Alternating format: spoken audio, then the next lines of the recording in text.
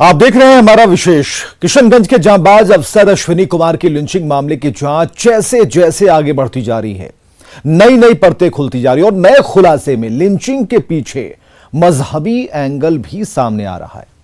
इस खास कार्यक्रम में हम आपको बताएंगे कि क्या है लिंचिंग का मजहबी कनेक्शन।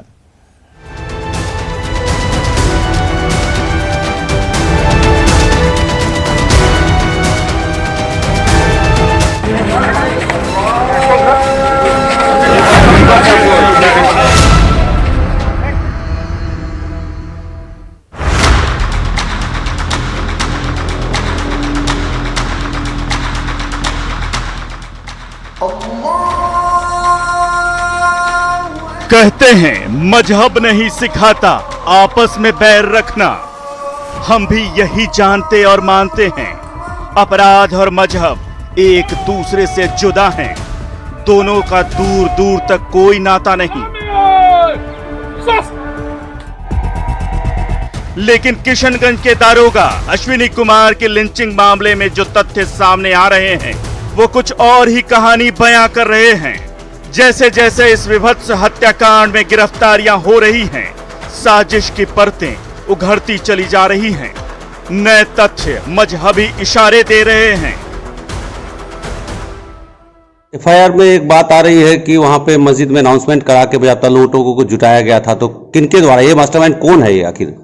ये भी एफआईआर में भी इसका जिक्र किया गया है कि वहां पे हल्ला गुल्ला किया गया और अनाउंसमेंट भी की गई थी कि आओ चोर आ गया है, डाकू आ गया है, और अनाउंस करके ग्रामीणों को बुलाया गया है। ये करने वाले इसराइल और फिरोज थे, ये उनके दोनों परिजन ही हैं। उन्हीं लोगों ने जो है कि अनाउंसमेंट और हमला किया। इस पर आसपास के लोग आकर पुलिस के साथ न्यूसेंस किया था और मारपीट की घटना को किया। सही सुना आपने।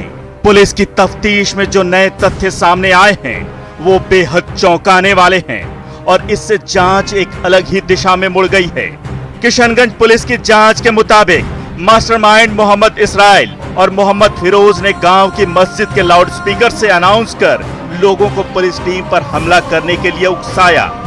आपको आगे जो तफसील बताएंगे उससे अंदाजा हो जाएगा कि इस मामले में गहरी साजिश रची गई थी। जिस वक्त अश्विनी कुमार अपनी पुलिस टीम के साथ किशनगंज से सटे पश्चिम बंगाल के पंतापाड़ा गांव में दबिश देने पहुंचे थे, उस वक्त सुबह के 3 बज रहे थे। आमतौर पर ज्यादातर लोग इस समय गहरी नींद में होते हैं, लेकिन मुख्य आरोपी मोहम्मद इसराइल और फिरोज ने मस्जिद से अनाउंस कर गांव के लोगों को पुलिस टीम को घेर कर उन पर हमला करने के लिए उकसाया। किशनगंज पुलिस ने इस मामले में दर्ज एफआईआर में भी मुख्य आरोपियों द्वारा मस्जिद से अनाउंस किए जाने का जिक्र किया है। सबसे चौंकाने वाली बात यह है कि फज्र की नमाज का वक्त अहले सुबह यानी सूर्योदय से ठीक पहले लगभग 5 से 5:30 बजे का वक्त होता है। ऐसे में पहले मस्जिद से पुलिस टीम पर हमले के लिए अनाउंसमेंट, फिर सुबह के 3 बजे 500 से ज्यादा लोगों की भीड़ इकट्ठी होना, ये दोनों तथ्य अपने आप में गहरी साजिश का संकेत दे रहे हैं। उनसे पूछताछ की गई है तो बहुत सारी चीजें उन्होंने बताई हैं। उसके कनेक्शन में हम लोग किशनगंज पुलिस को काम, इसराइल और फिरोज ये 2 आदमी थे जिन्होंने सबसे पहले न्यूसेंस करना शुरू किया और उन्हीं लोगों ने जो हल्ला करके और अन्य ग्रामीणों को बुला के जमा की और हमारी टीम के साथ मारपीट करते हुए लिंचिंग किया।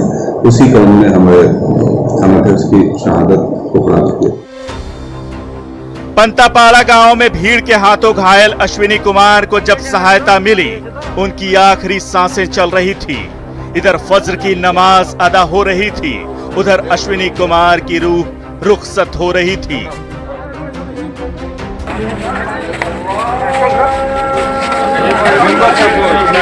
ये शनिवार सुबह की पहली अजान है और वक्त हो रहा है सुबह के 5 बजे का, यानी कि फज्र की नमाज से करीब 2 घंटे पहले ही मस्जिद से अनाउंसमेंट हुआ और 500 से ज्यादा की वहशी भीड़ मौके पर जमा हो गई। इस मामले में 21 लोगों को नामजद अभियुक्त बनाया गया है, जबकि 500 अज्ञात के खिलाफ मामला दर्ज किया गया है।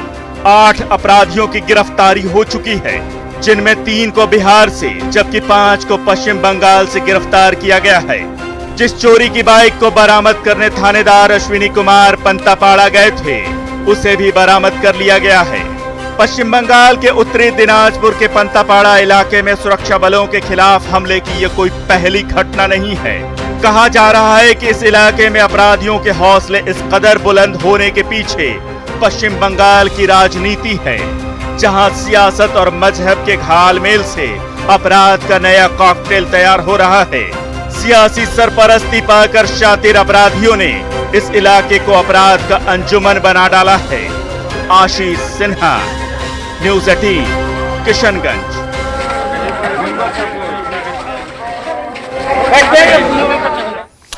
बराबर उस वीडियो को हम आपको दिखा रहे हैं। किशनगंज पुलिस ने जो दावा किया उसे हमने आपको बताया। एसडीपीओ ने क्या कहा वो बात को आपने सुना। और जिस वक्त पुलिस टीम पंतापाड़ा पहुंची थी, सुबह के 3 बज रहे थे, यह भी आपने सुना। मुख्य आरोपियों ने गांव की मस्जिद के लाउडस्पीकर से ऐलान कर 500 से ज्यादा की भीड़ इकट्ठी की। इस रिपोर्ट में वो बात है। और उन्हें पुलिस टीम पर हमले के लिए किस तरह से उकसाया गया। लिंचिंग के इस नए मजहबी कनेक्शन से जांच की एक अलग सी दिशा मुड़ती नजर आती है। लेकिन बात यही खत्म नहीं हुई। पश्चिम बंगाल सरकार पर अक्सर अपराधियों को सियासी सरपरस्ती देने का आरोप लगता है। और पश्चिम बंगाल के चुनावी मौसम में मजहबी एंगल सामने आते ही ममता बनर्जी सरकार पर सियासी हमले शुरू हो गए हैं। विश्व हिंदू परिषद ने जिहादियों को जमा करने के आरोप लगाए। सहयोगी आरजेडी भी ममता बनर्जी सरकार से बिहार के एक पुलिस अफसर की लिंचिंग पर न्याय मांग रही है। किशनगंज के थानेदार अश्विनी कुमार की लिंचिंग मामले में मजहब, सियासत और अपराध के गठजोड़ के साथ पुलिस या सरपरस्ती के आरोप लग रहे हैं। मौसम चुनावी है, सियासी सवाल लाजमी है। सबसे बड़ा हमला बोला प्रधानमंत्री नरेंद्र मोदी ने। वो वीर जवान 2 दिन पहले अपने कर्तव्य का पालन करने बंगाल की धरती पर आया था, लेकिन यहां बंगाल में पीट पीट कर उस पुलिस अफसर की हत्या कर दी गई। मां ने जब अपने वीर जवान बेटे का शव देखा तो मां ने भी दम तोड़ दिया। क्या उस पुलिस अफसर की मां, दीदी, क्या वो आपके लिए मां नहीं थी? आप इतनी कठोर है, इतनी निर्मम है, इसका अंदाजा बंगाल की किसी मां को कभी नहीं था। मामला ममता बनर्जी के सूबे का है, ऊपर से चुनाव का समय। ऐसे में बीजेपी को बैठे बिठाए मौका मिल गया। एफआईआर में जैसे ही मस्जिद से ऐलान कर भीड़ को हमले के लिए उकसाने की बात सामने आई, बीजेपी सांसद राकेश सिन्हा ने टीएमसी की सरकार पर तुष्टीकरण की आड़ में जिहादियों को बढ़ावा देने का आरोप चस्पा कर दिया। बीजेपी सवाल उठा रही है कि किसी लिंचिंग में अल्पसंख्यक समुदाय के व्यक्ति की मौत को सियासी रंग देने वाले लोग एक पुलिस अधिकारी की सरेआम लिंचिंग पर चुप क्यों हैं? वो भी तब जब एक मजहबी उपासना स्थल से लोगों को हमले के लिए उकसाया गया। देखिए, जिस प्रकार से जिहादी ताकतों का मनोबल बढ़ाया गया है इस देश में, वे अब कानून का डर नहीं मान रहे हैं और यहाँ तक कि कानून व्यवस्था को लागू करने वाले लोगों पर ही सीधा हमला कर रहे हैं। जैसे पश्चिम बंगाल में सीआरपीएफ पर हमला हुआ और अब एक थानेदार की लिंचिंग कर दी गई। दुर्भाग्य की बात यह है, जो लोग पहलू खान को लेकर चिल्लाते थे, चिघाड़ते थे, ये तमाम एंटी लिंचिंग ब्रिगेड आज चुप क्यों है? क्या वो थानेदार का मानवाधिकार नहीं है? क्या उसके परिवार पर इसका प्रभाव नहीं पड़ा है? दरअसल बिहार से सटे पश्चिम बंगाल के इलाकों में अक्सर अपराधियों के कारनामे सामने आते रहते हैं। खासकर बांग्लादेशी घुसपैठियों को लेकर विश्व हिंदू परिषद और बीजेपी हमेशा से ममता सरकार पर सवाल उठाती रही है और दीदी पर जिहादी तत्वों को संरक्षण देने का भी आरोप लगाती रही है। अश्विनी कुमार की लिंचिंग मामले में मजहबी एंगल सामने आने के बाद विश्व हिंदू परिषद भी हमलावर हो गई है। यहाँ पे जरूरी है कि यहाँ इस क्षेत्र में एनआरसी का लागू हो।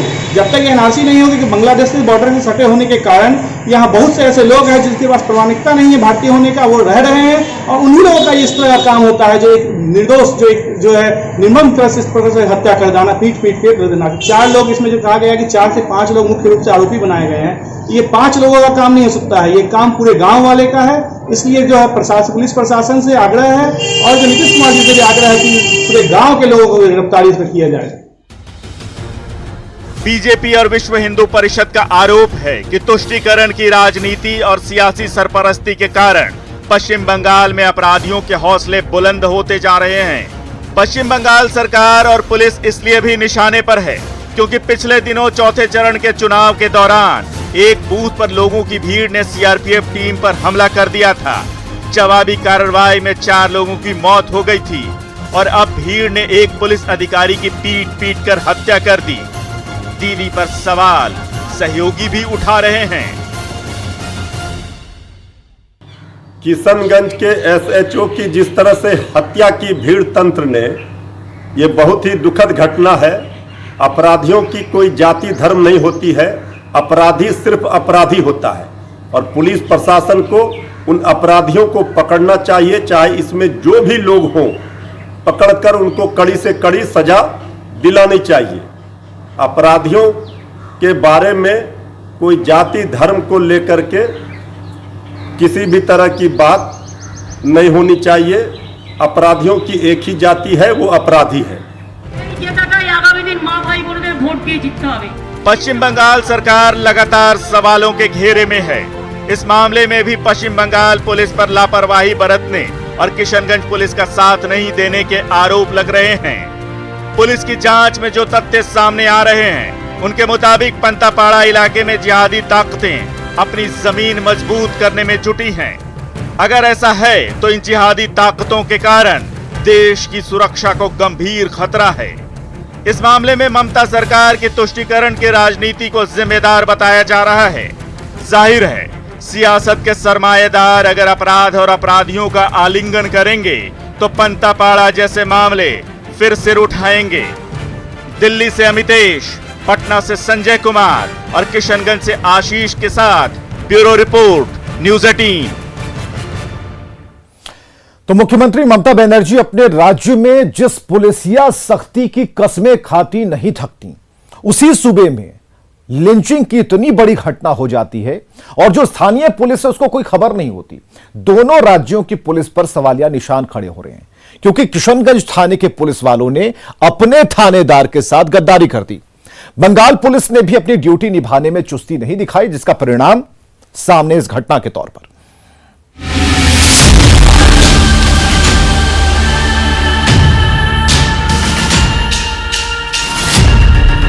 जिस राज्य में सुशासन के दावे किए जाते हैं, हर चौक चौबारे से चुस्त दुरुस्त पुलिसिया इंतजाम की डींगे हाँकी जाती हैं। लगातार ये दावे किए जाते हैं कि बंगाल जैसा पुलिस प्रशासन देश भर में नहीं है। उसी पड़ोसी राज्य बंगाल में ड्यूटी निभाने गए बिहार के एक दारोगा की पीट कर हत्या कर दी गई।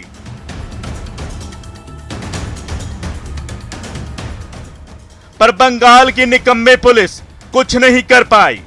सवाल उठना लाजिमी है, आखिर जिस सूबे में सख्त सरकारी तंत्र के दावे तमाम किए जाते हों, वहां भीड़ के हाथों एक पुलिस अधिकारी की पीट कर हत्या कर दी जाए तो जवाबदेही किसकी बनती है?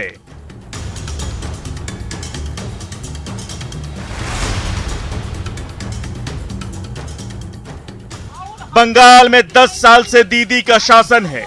चुनावी रैलियों में भी दीदी और उनके सहयोगी बंगाल की पुलिस की तारीफ करते नहीं थकती। लेकिन सच्चाई कुछ और ही है। मामला चूंकि 2 राज्यों का है, मौसम चुनावी है, ऐसे में सियासत सवालिया निशान खड़े कर रही है। कि अभी कुछ दिन पहले आप पश्चिम बंगाल में जाकर के ममता दीदी के सुशासन की तारीफ कर रहे थे, उनके शासनीय व्यवस्था को दुनिया की सबसे अच्छी शासनीय व्यवस्था बता रहे थे। मैं तेजस्वी यादव जी से पूछना चाहता हूं कि नेता प्रतिपक्ष तेजस्वी यादव जी, इस पर भी जबान खुलेगी और आप बोलिएगा कि ममता दीदी के शासन में मॉब लिंचिंग में जब वर्दीधारी सुरक्षित नहीं है तो आम लोगों की क्या बिसात है? दीदी चाहे लाख दावे करें, लेकिन इस बात का जवाब कौन देगा कि आपके ही सूबे में बिहार के एक थानेदार की ड्यूटी निभाते समय बेरहमी से हत्या कर दी जाती है और उत्तर दिनाजपुर की गोलपोखर पुलिस को इसकी खबर तक नहीं होती। ऐसे में आखिर दीदी के दामन पर दाग कैसे नहीं लगेंगे? मामला दो राज्यों का है, दोनों ही राज्यों की निकम्मी पुलिस पर सवाल उठना लाजमी है। किशनगंज थाने की पुलिस टीम अपने थानेदार को मौके पर छोड़कर भाग जाती है और बंगाल की पुलिस को इतनी बड़ी घटना की खबर भी नहीं होती। इधर इस मामले में बिहार सरकार की तरफ से भी पीड़ित परिवार को कुछ खास मदद नहीं दी गई है। अब तक ऐलानिया तौर पर न तो सरकार के मंत्री न ही कोई और कारिंदा पीड़ित परिवार से मिलने पहुंचा है। Bureau report, news 18। जिसके पिता अपने कर्तव्य पर शहीद हो गए और उनकी मां अपने बेटे की मौत का गम बर्दाश्त नहीं कर पाई, जिस बेटे को एक मां ने सालों अपनी ममता के आंचल में पाला पोसा था, वो बेटा एक दिन चीर निद्रा में सो गया, कुर्बान हो गया अपने कर्तव्य के लिए। लेकिन मां का दिल तो मां का दिल होता है। उसने भी अपने बेटे के साथ जाने की ठान ली और एक साथ एक घर से दो अर्थियां उठ गईं। लेकिन शहीद की बेटी के सवाल कायम हैं। सिस्टम का सीना छलनी करते हैं वो सवाल।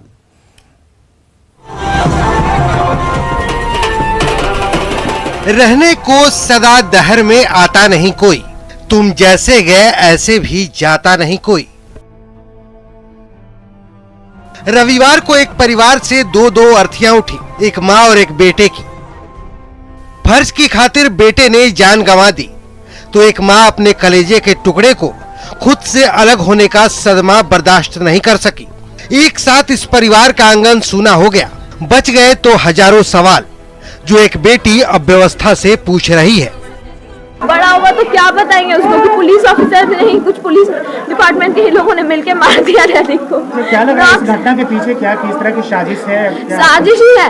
उन्होंने किशनगंज शांत इलाका था इसीलिए उन्होंने गन का इंचार्ज नहीं लिया था।